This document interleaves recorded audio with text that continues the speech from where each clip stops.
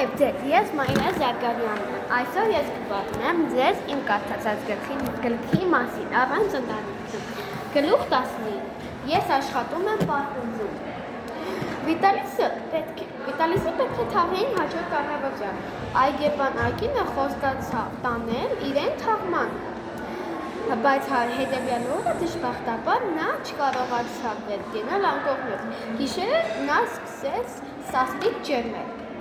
իրեն թվում էր, որ իր կյանքում կրակ է վարվում և որ նույնիսկ հիվանդ է,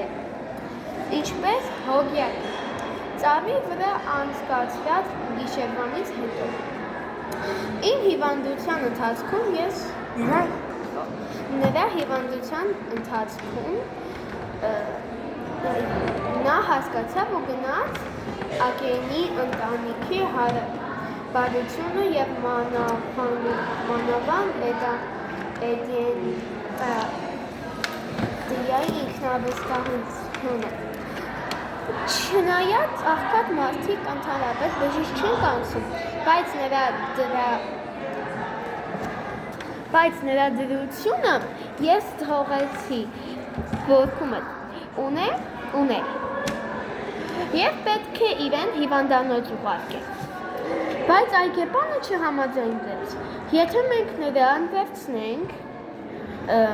մեր ընտանիք, պատասխանեց Ակեն,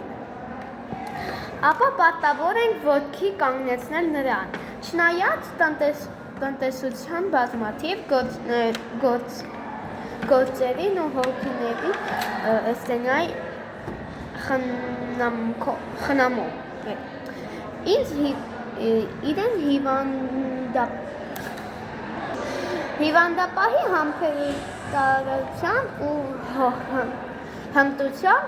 երբեք չդժգոհելով ոչ մի բանի մասին չմոռանալով, եթե նրան պետք է լինում որևէ տեղ գնալ, իր փոխարեն թողնում էր Լիզային։